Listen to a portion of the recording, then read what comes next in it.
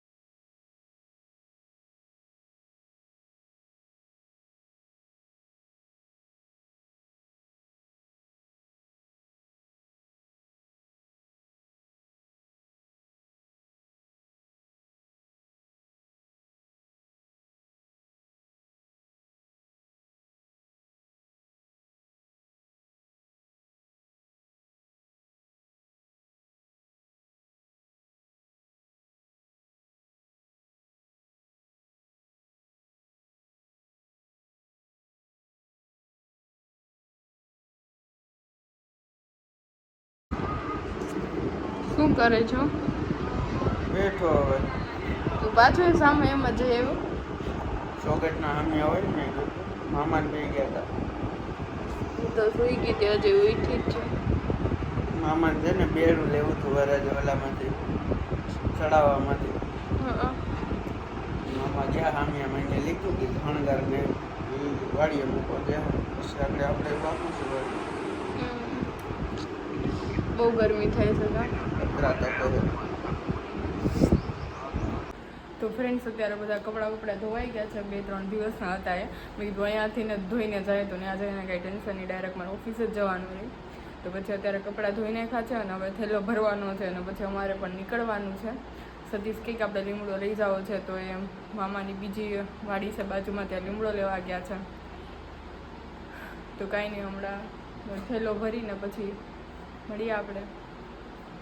ચલો તો હવે છેલ્લા ત્રોપા પીતા જઈએ. જવાનો ટાઈમ બી થઈ ગયો છે.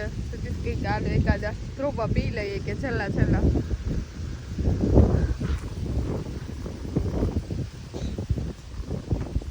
હાથેથી અંબાઈ જાય કા? સતીશ લીમડો લીધો?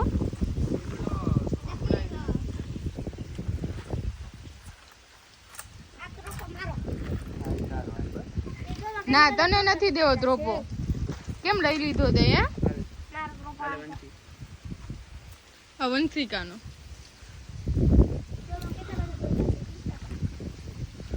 એ કેમ પડી ગયા નીચે? ઓહો, કેટલા બધા ત્રોપા ખરી ગયા નીચે.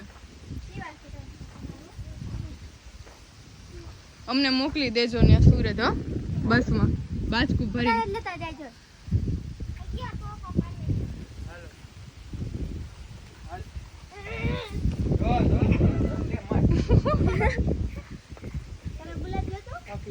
ક્યાં છે ગુલાબ?